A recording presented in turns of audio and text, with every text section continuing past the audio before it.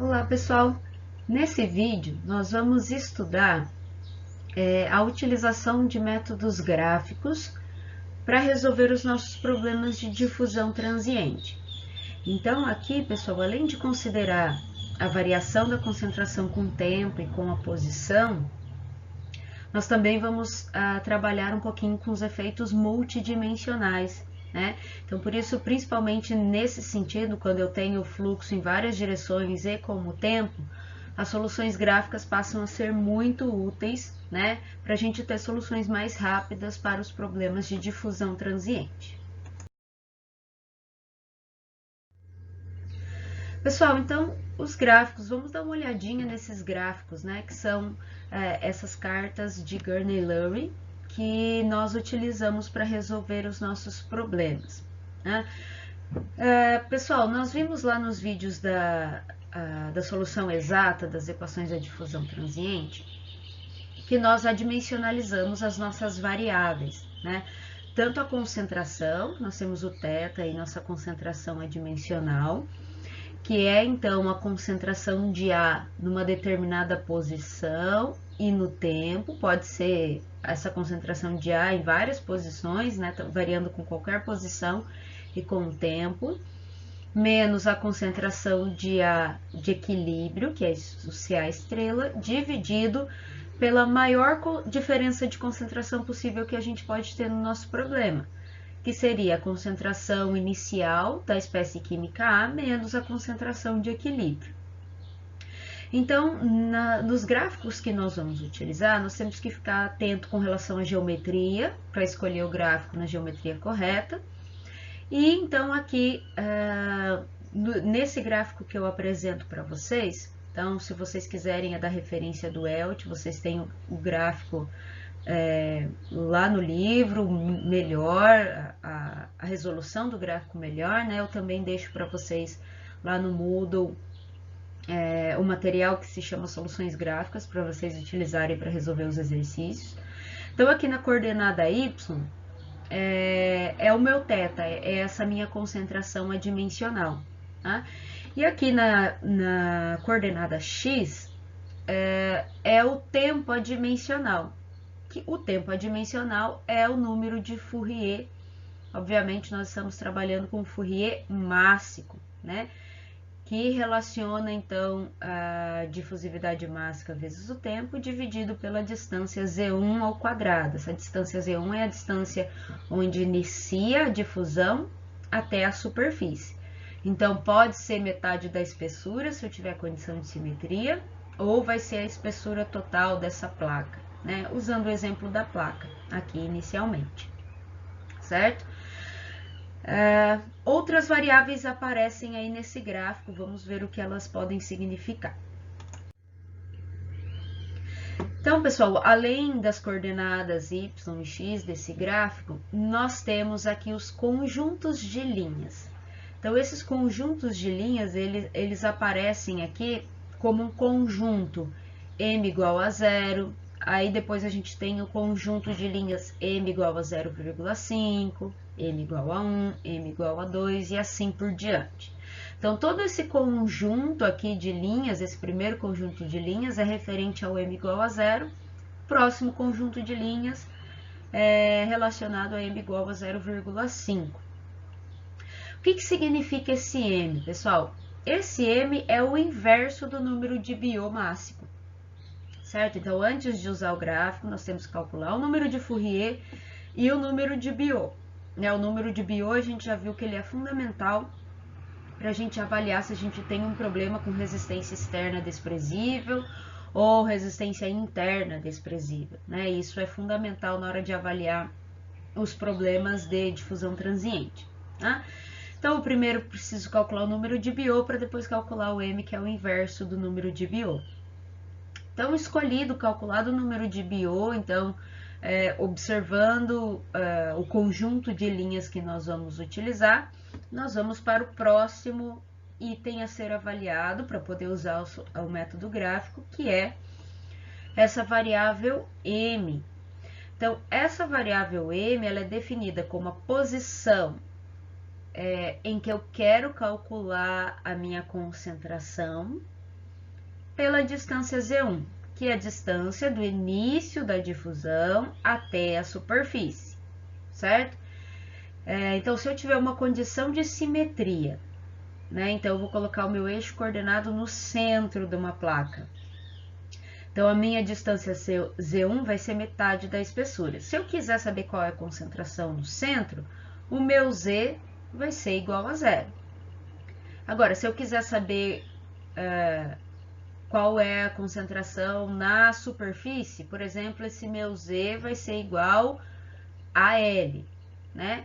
E aí o Z1, se eu tiver condição de simetria que vai ser metade da espessura de uma placa 2Ls, então eu vou ter se eu for no centro da placa, que eu quero saber a concentração, o meu N vai ser igual a zero, se o Z for igual a zero. Se eu quiser saber na superfície, o meu N vai ser igual a L, o meu Z vai ser igual a L, fazendo com que o meu N seja igual a 1, por exemplo, certo? Então, nesse sentido, pessoal, eu vou escolher o N aqui no meu gráfico, ele indica qual é a linha que eu vou avaliar do gráfico, certo? Então, de acordo com a posição em que eu quero saber qual é a concentração, eu vou escolher a linha específica dentro do conjunto de linhas do inverso do número de Biot. O N, então, vai me indicar qual é a linha que eu vou trabalhar para calcular, para calcular, então, a concentração naquele determinado ponto. Então, aqui, pessoal, esse é um gráfico que é para placa, né? Então, perceba que o meu eixo X foi colocado aqui no centro da placa, então, uma condição de simetria aqui, né? Então, sempre que eu tiver condições de placa, eu vou usar o gráfico de placa. Se for cilindro, eu tenho o gráfico especificamente para o cilindro e para a esfera também. Então, aqui eu apresento para vocês, então, qual é o gráfico do cilindro e qual é o gráfico da esfera. Então, pessoal, se eu tiver o cilindro, quanto que eu vou usar esse gráfico do cilindro?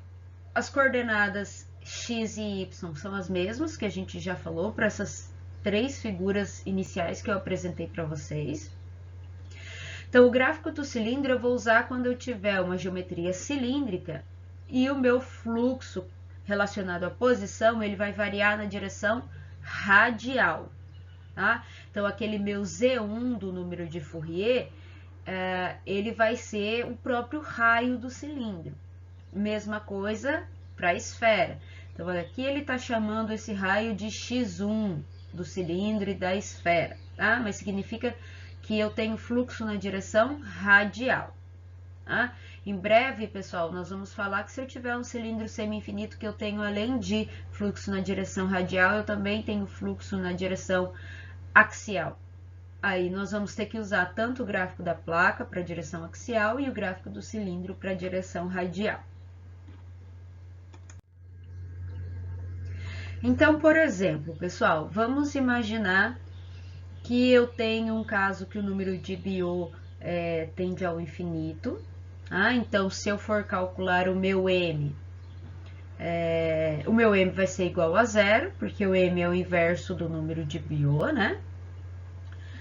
E eu tenho uma concentração adimensional de 0,04, certo? Então, atenção com a escala logarítmica desses gráficos que eu apresento para vocês. Se eu quiser saber agora qual é o meu número de Fourier, ou qual é o determinado tempo que uma espécie química leva para atingir esta concentração adimensional de 0,04. Para isso, eu vou ter que achar o número de Fourier primeiro, para depois calcular o tempo, né? O número de Fourier é o D efetivo vezes o tempo dividido pelo meu Z1 ao quadrado. Então, eu preciso achar o número de Fourier para depois achar aí qual é o meu tempo. Então, se eu tenho o número de Biot tendendo ao infinito, o M é igual a zero. O N, como eu quero no centro da placa, o N é o meu Z por Z1. Então, esse N vai ser igual a zero por uma condição de simetria, né? No centro da placa, o meu Z é igual a zero. Então, qual vai ser o número de Fourier? Primeiro, eu vou achar esse meu θ no gráfico 0,04. Então, ó, aqui eu tenho a posição marcada 0,01. Então, cada linha dessa vai ser o 0,02, 0,03, 0,04. Achamos essa linha ali, certo? O conjunto que nós vamos usar de linhas é de m igual a 0, com essa indicada em vermelho. E a linha que nós queremos, então, é o n igual a 0, que está indicada ali. Então, é aquela linha que eu mostrei ali, sinalizei em vermelho, certo? Então, nós vamos ter que trabalhar com essa linha para identificar qual é o número de Fourier. Então, encontrado a minha posição de concentração adimensional 0,04, eu caminho até a linha indicada, tá? E depois eu vou descer nesse ponto até encontrar a linha, eu vou descer nesse ponto até a coordenada x para achar qual é o número de Fourier, certo? Então, ali o número de Fourier está entre 1 e 2, então ali no centro onde tem aquela linha seria 1,5, ele está um pouquinho antes de 1,5, né?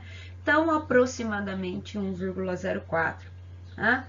Então, sim, a gente pode usar a escala aí, né, para a gente trabalhar, teremos que usar a escala para a gente trabalhar com esses gráficos. Lembrando que a direção y ali, a escala é logarítmica.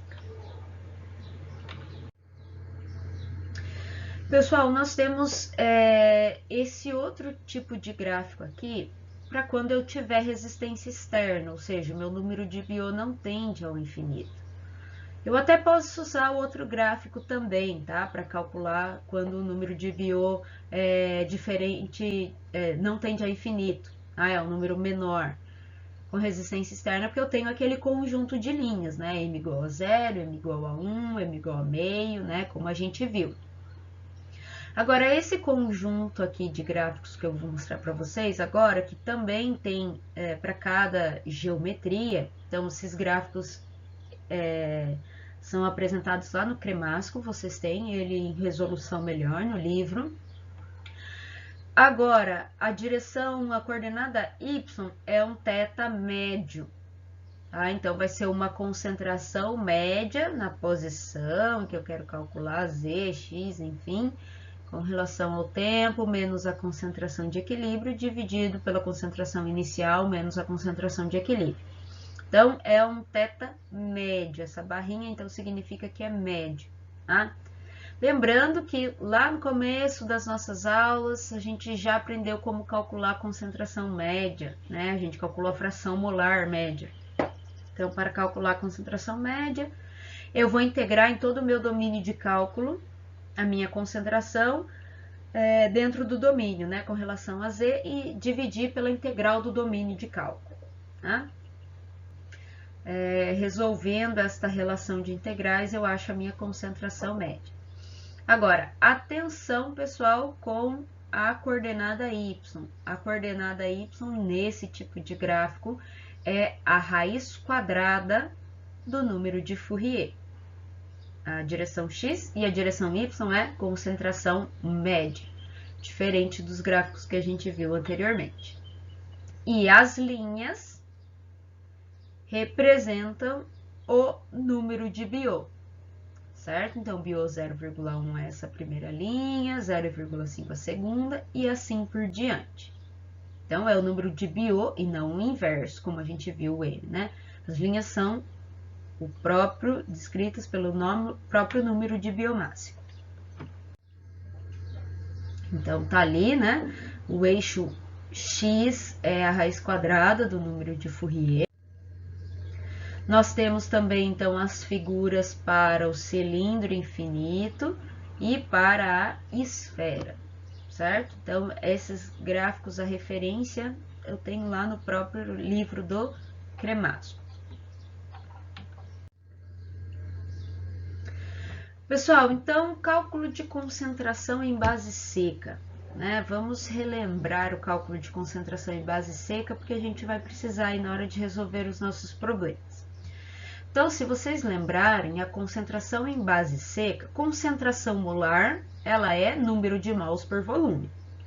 Então, a concentração de uma espécie química em base seca vai ser o número de mols dessa espécie química dividido pelo volume do sólido seco e não mais dividido pelo volume do sólido úmido. Senão eu teria concentração em base úmida, certo? Então, pessoal, se a gente começar a abrir os nossos termos, número de mols é massa de A dividido pela massa molar de A. E o volume do sólido seco seria a massa do sólido seco pelo ρ, massa específica do sólido seco, certo? Se eu só rearranjar esta equaçãozinha, deixando o que é termos de massa numa fração e o restante na outra fração, então eu posso dizer que a concentração em base seca vai ser a massa de A pela massa do sólido seco vezes o ρ do sólido seco pela massa molar. Então, perceba, pessoal, o ρ do sólido seco pela massa molar, então massa específica e massa molar são constantes, né? Dificilmente elas vão variar, né? E o que é massa de A pela massa de sólido seco? Então, seria a porcentagem mássica em base seca, ou seja, é a fração mássica em base seca. Então, eu posso dizer que a concentração molar em base seca é a fração mássica em base seca vezes o ρ do sólido seco pela massa molar de A, certo? Então, aqui essa fração mássica em base seca, certo? Então, por exemplo, aqui, pessoal, se eu tiver que a minha concentração a dimensional é dada por essa equação que a gente já conhece. E o problema, me fornecer dados de fração mássica em base seca, não tem problema, eu consigo calcular minha concentração adimensional molar. Porque eu vou ter o meu ρA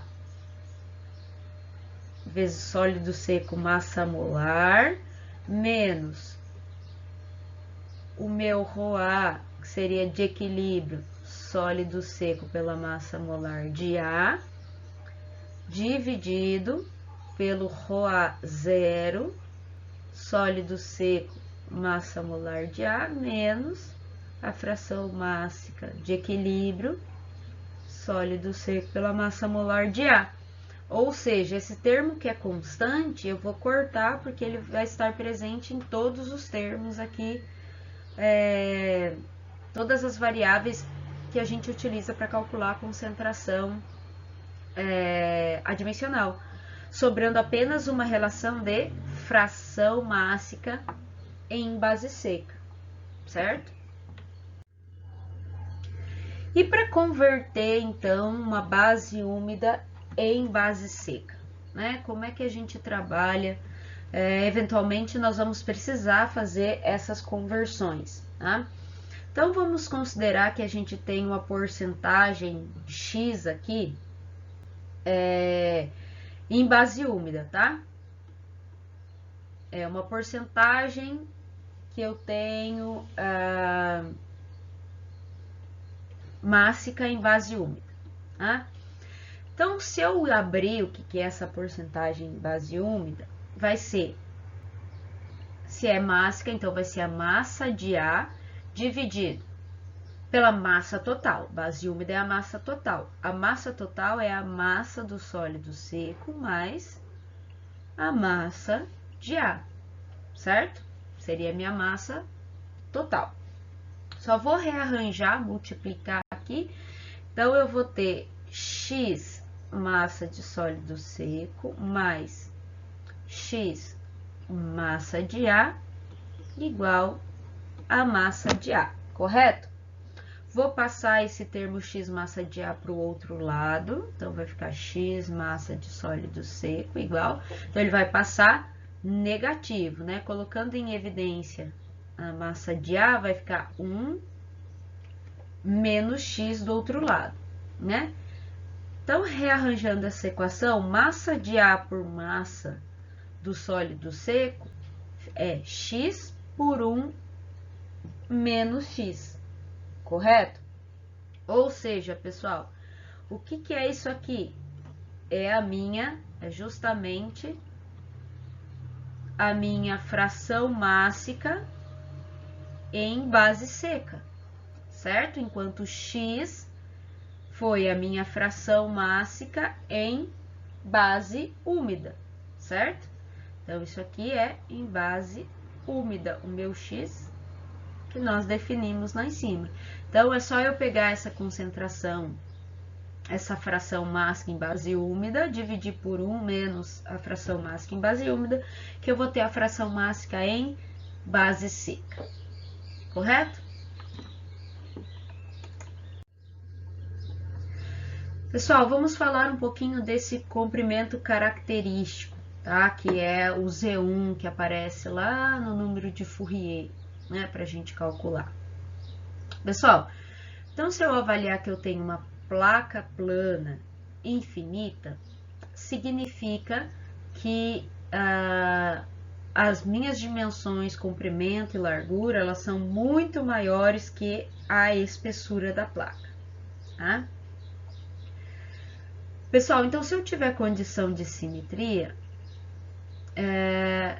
eu vou poder colocar o meu eixo coordenado no centro da espessura aqui, né? Então, a transferência de massa vai ocorrer perpendicular à maior área, por isso que vai ocorrer do centro da espessura até a lateral. Se as duas faces aqui, se todas as outras faces são expostas à transferência de massa, certo? Então, considerando um fluxo unidirecional para a placa infinita, eu posso considerar. Então, o início onde começa a transferência de massa é do centro até a superfície, certo? Essa é a minha distância Z1, do centro até a superfície. Porque do outro lado eu também vou ter transferência de massa, certo? Que vai ser do centro até a superfície do outro lado. Então, o meu Z1 vai ser a metade da espessura. Então, eu vou ter fluxo para cá e fluxo para cá, porque as duas faces estão expostas à transferência de massa. Então, o meu Z1 é metade da espessura. Se a espessura da placa é 2A, o meu Z1 vai ser A. Então, com isso, eu consigo calcular qual é o meu número de Fourier mássico, certo? E aí, eu vou usar o gráfico da placa plana, por isso que tem o P aqui, e vou achar qual é a minha concentração adimensional para cada número de Fourier. No caso do cilindro infinito, né, então, nessa figura, ó, o raio desse cilindro, ele chamou de S. Então, cilindro infinito significa que o comprimento do cilindro ele é muito maior que o raio. Isso faz com que a área lateral do cilindro seja muito maior do que a área da base aqui, né? Então, eu posso desprezar a transferência de massa que acontece nessa área da base e considerar que, então, a transferência de massa vai ser, com relação ao espaço, vai ser unidirecional no raio, né? Na direção radial. Então, nesse caso, ó, a espécie química vai sair do centro para a superfície, certo?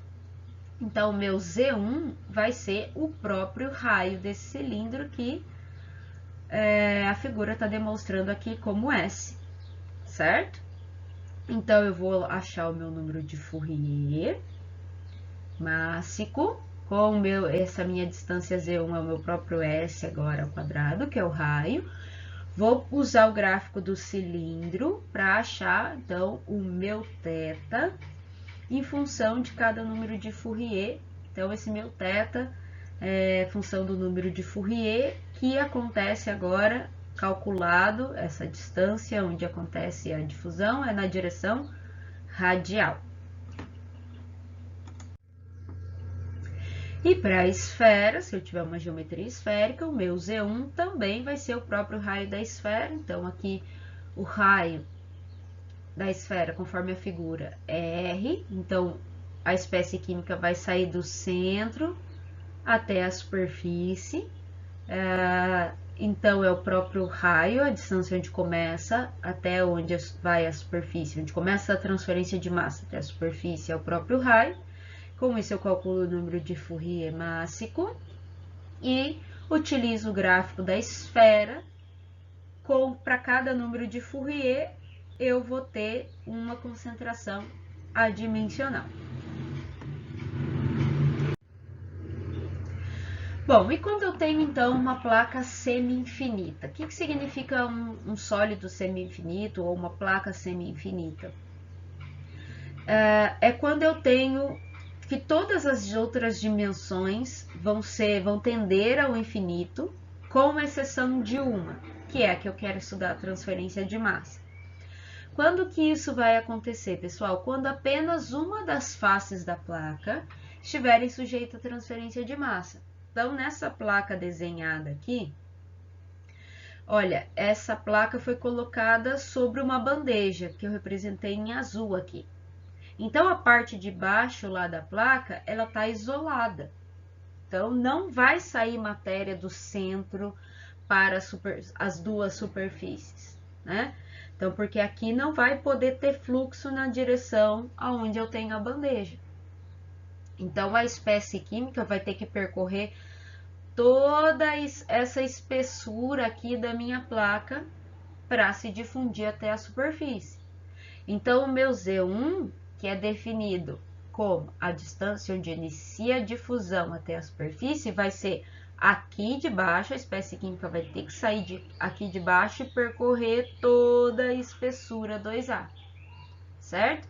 Então, o meu Z1, nesse caso, não vai ser metade da espessura, vai ser a própria espessura da placa 2A. Então, aí eu vou poder usar o gráfico da placa igual, calcular o número de Fourier e achar a minha concentração adimensional utilizando o gráfico da placa infinita. Só que agora o meu Z1 para calcular o número de Fourier vai ser toda a espessura da placa. Pessoal, então se eu tiver um cilindro infinito, um cilindro semi-infinito, então o meu comprimento do cilindro ele não é tão maior do que o raio. Então eu vou ter fluxo bidimensional, além, com relação ao espaço, né, além de ter a variação com o tempo. Então, o fluxo na direção radial e na direção Z, certo? Então, eu estou dizendo que o comprimento desse cilindro é 2B e o raio é S. Então, primeiro, pessoal, se eu quiser saber qual é a concentração do cilindro em determinado tempo, em determinada posição dentro do cilindro, primeiro, eu vou calcular o meu θ considerando o fluxo na direção radial, certo? Então, eu calculo o meu número de Fourier primeiro, considerando o meu Z1 como sendo o raio do cilindro. Vou para o gráfico do cilindro, para aquele número de Fourier, e vou achar o meu θ para a direção radial.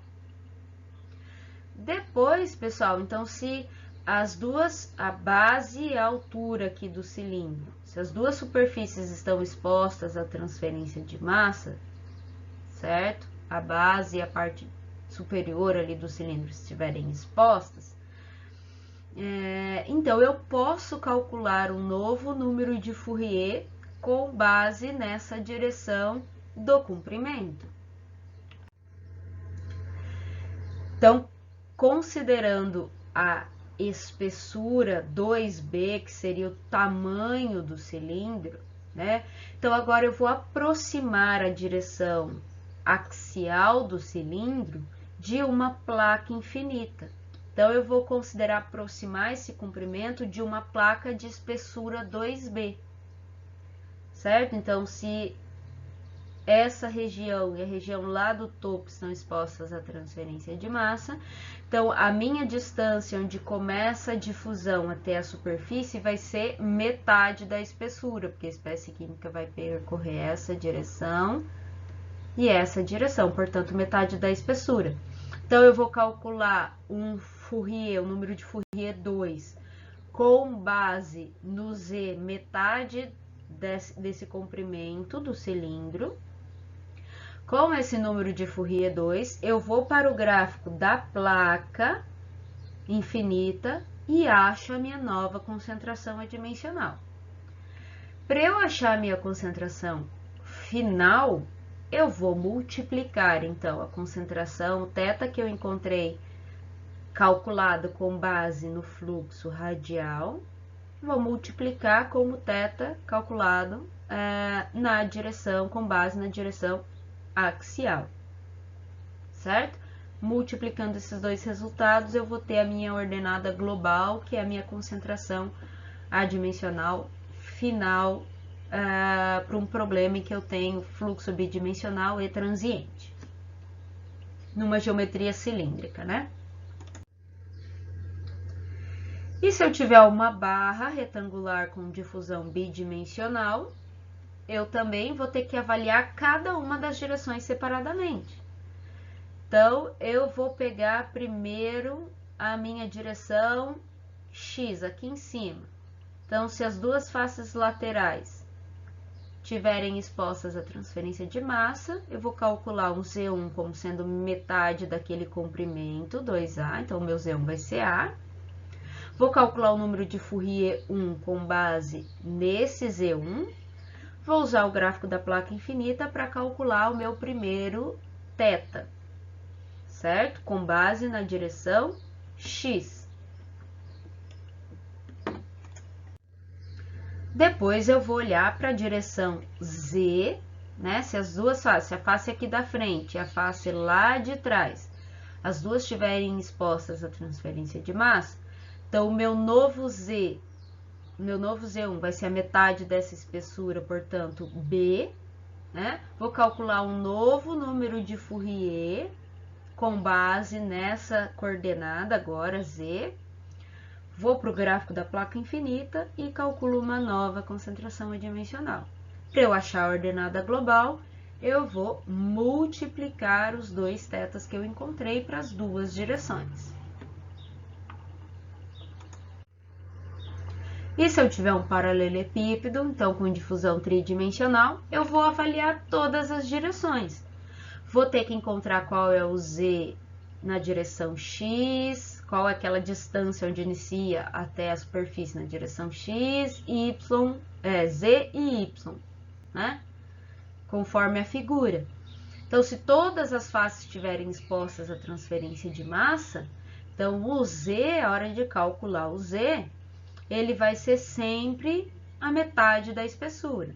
Agora, se eu tiver uma superfície aqui que esteja isolada da transferência de massa, eu tenho que observar aquela direção e considerar que o meu Z1 vai ser o total da espessura se eu tiver uma superfície isolada. Então, é isso que a gente tem que ficar agora avaliando com cuidado quais superfícies estão expostas à transferência de massa. Então, para cada direção, eu vou calcular um número de Fourier. Para cada um desses números de Fourier, eu vou usar o gráfico da placa infinita para achar a minha coordenada y, que é a minha concentração adimensional para cada número de Fourier. Então, a minha ordenada global y, que é a minha concentração adimensional final, vai ser a multiplicação dessas três concentrações adimensionais que eu achei anteriormente em função de cada número de Fourier máximo.